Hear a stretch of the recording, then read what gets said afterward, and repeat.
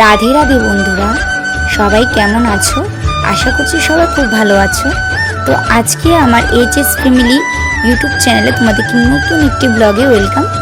তো শুরু করি। প্রথমে আমার যে আজকে ব্লগটি দেখবে, এই ব্লগটি ছিল আমার গানের অনুষ্ঠানের ব্লগ। তো আসলে করে মোবাইলে রেখে দিয়েছিলাম, ভাবছি আজ দেবো কাল দেবো, এভাবে করতে করতে আর দেওয়া হয়ে ওঠেনি। তো ফাইনালি আজকে দিয়েই দিচ্ছি, কারণ আজকে একটু অবসর আছি, যার কারণে ভাবছি আজকে ভিডিওটি এডিট করে নিই। তো আরও অনেকগুলো ভিডিও পড়ে রয়েছে, আসলে সময়ের কারণে দিতে পারিনি। আর এই যে দেখো, এখানে আমি বক বক বক বক করছিলাম, তোমাদেরকে সব কিছু শেয়ার করছিলাম। ক্যামেরা অন করে আমি খালি বক বক করতেই থাকি কীভাবে রেডি হবো, ওইগুলো সব কিছু তোমাদের সাথে শেয়ার করছিলাম। পরে আমি আর কোনো ক্লিপ নিতে পারিনি, কারণ এতই তাড়াহুড়া ছিল, মানে আমার জন্য 2-3 জন লিটারলি ওয়েট করছিল, যার কারণে আমি খুবই লেট হয়ে গেছিলো, মানে প্রায় 30 মিনিট আমার লেট হয়ে গেছিলো। তো ওইটা বলছিলাম ওই ভিডিওতে। আর এখানে তো লোকেশ্বর আছে, সে আমাকে যে পরিমাণ যন্ত্রণা করে, মানে যখনই আমি কোথাও প্রোগ্রামে যাব তখনই সে আমাকে এইভাবে যন্ত্রণা করে, কিন্তু অন্য সময় করে না, ঘরে এমনিতে করে না, কিন্তু যেদিন আমার প্রোগ্রাম থাকবে কেন জানি না সেদিন ও আরও বেশি করে। তো যাই হোক, ছোট মানুষ বোঝে না, করে একটু এমন, তো কোনো রকম মানিয়ে নিই। তারপর আর কি ওকে নিয়ে, তা সবচেয়ে বেশি হচ্ছে ও আমাকে যেভাবে সাপোর্ট করে, এটাই বেশি। জানেন, ও আমাকে সব কিছু সাপোর্ট করে। সবচেয়ে আগে হচ্ছে টুকু, মানে যার নাম লোকেশ্বর, আমার ছেলের নাম, ওর নাম হচ্ছে লোকেশ্বর, ডাক নাম টুকু ডাকি আমরা। তো যাই হোক, ওকে নিয়ে আমি হাঁটতে যেতে তোমাদের সাথে বক বক বক করতেছিলাম। আজকের গানের প্রোগ্রামটা আসলে হঠাৎ করে, কারণ আমি তো নাচ করি, তোমরা জানোই। তো আরেকটা কথা আমি তো তোমাদের সাথে শেয়ার করি, আমার ছোটোবেলার কাহিনী। যখন আমি নাচ করতাম তখন মানুষ অনেক রকম কথা বলতো, নাচ করে কি হবে, তার চেয়ে বরং গান কর, এই সেগুলো অনেক রকম কথা বলতো। কিন্তু আমার মনে ছোট থেকে আমি কেন জানি নাচের প্রতি ভালোবাসাটা আমার বেশিই ছিল, যার কারণে আমি নাচটা কন্টিনিউ করেছিলাম। কিন্তু হঠাৎ করে মাঝখানে কেন জানি আমার ইচ্ছে হচ্ছে না, নাচ যেহেতু শিখছি, গানও শিখবো। পরে মার কাছে আবদার করি, মাও সে আবদার মেটানোর জন্য আমাকে একটা নতুন হারমোনিয়াম কিনে দেয়। তো এই হারমোনিয়ামতে আমি গান শিখতে শুরু করেছি।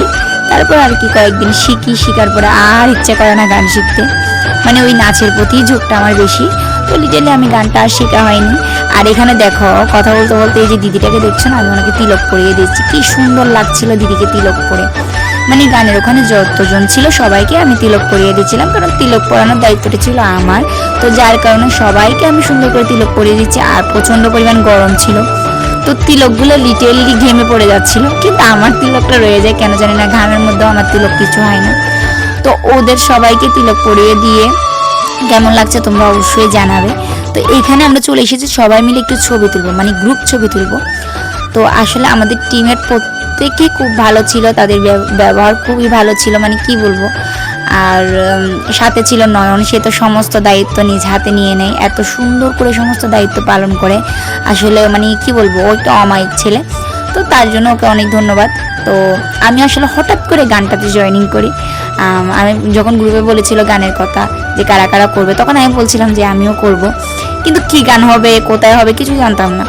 পরে আস্তে আস্তে যখন গেলাম তখন দেখলাম আমার প্রিয় 2টা গান, মানে প্রভাত সময়ে আর হচ্ছে হরিহরাই, এই 2টা গান হয়েছিল। তো ভাবছি আমি একদিকে তো রাধারানীর প্রিয় ভক্ত, মানে এখনও হতে পারিনি, হচ্ছি। আর এদিক দিয়ে দেখছি এই 2টা গানই আমার পছন্দের। তো আর কি ভাবলাম যে রাধারানী কোনো ইচ্ছা ছিল যে এই 2টা গান আমি করি, তো আর কি আমি অংশগ্রহণ করে নিয়েছি। পরে আমাদের গান শেষ, আর এখানে দেখছো ছোট ছোট বাচ্চারা কি সুন্দর করে নৃত্য করছিল, ওদের নৃত্য দেখার মতো ছিল।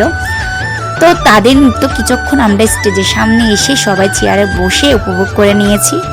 আর এই যে দেখছো আমার ক্যামেরাতে দিদিটাকে, মিতু ঘোষ, খুবই খুবই খুবই ভালো একজন মানুষ, আমার তো ভীষণই ভালো লাগে ওনার কথাবার্তা।